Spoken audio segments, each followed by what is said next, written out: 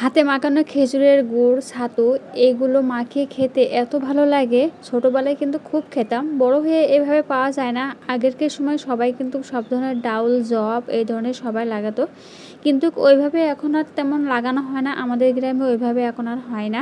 Hello guys, আসসালামু আলাইকুম। কেমন আছেন সবাই? আলহামদুলিল্লাহ, আমিও ভালো আছি। শীতের ভিতরে যে ডিব্বা ভরে গুড়টা রেখে দিয়েছিলাম, একদম খাঁটি খেজুরের গুড়টা ফ্রিজে রেখে দিয়েছিলাম ডিপি করে। তো এই ডিপি রেখে কিন্তু খেজুরের গুড়টা যেন একদম সুন্দর রয়েছে, সেই সেন্ট রয়েছে তেমনই রয়েছে। দেখতে পাচ্ছেন অনেক সুন্দর দানা আলা ভিতরে একদম। আর এই যে ছাতুটা দেখতে পাচ্ছেন, এর ভিতরে ছোলার ডাউল, জব, গম, চাউল ভাজি একসাথে করে ঢেঁকিতে পাড়িয়ে গুঁড়ো করে এটা নেওয়া হয়েছে। আর এই গুঁড়োটা আমার ছোটো খালামণি দিয়েছে।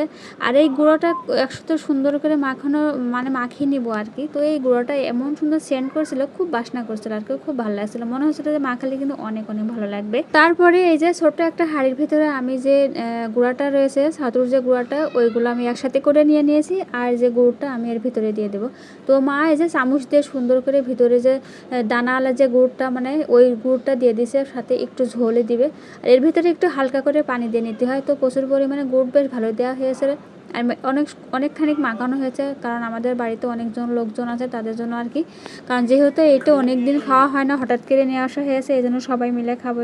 তবে এই ছাতুটা পেয়ে কিন্তু আমার কাছে অনেক ভালো লাগছে, কারণ ছোটোবেলায় খেয়েছি, এই পর্যন্ত আর খাওয়া হয়নি। তো আমার ছোটো খালামণি এটা দিয়ে কিন্তু অনেক ভালো কাজ করছে, কারণ অনেক দিন খাওয়া হয় না, এই খাবো আর কি। তারপরে এই যে গুড়টা দেওয়া হয়ে গেছে, আমি হাত দিয়ে সুন্দর করে মাখাই নেব।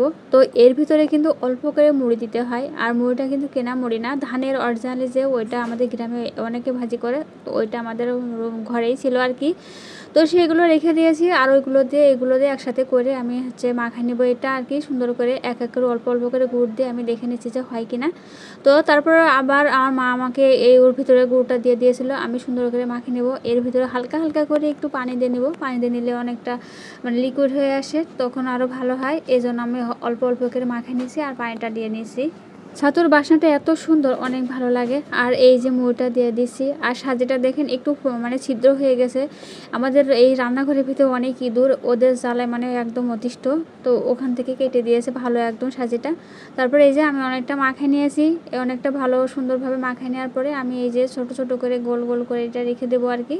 আমি এই যে ছাতুগুলো এক এক করে গোল করে সবগুলো রেখে দেবো এইগুলো। আর এখানে অনেকগুলো হয়েছিল, গোল গোল করে সবগুলো করছিলাম, কারণ এখানে আমাদের ফ্যামিলিতে বেশ কয়েকজন লোক ছিল, সবাইকে দেওয়ার জন্য আর কি।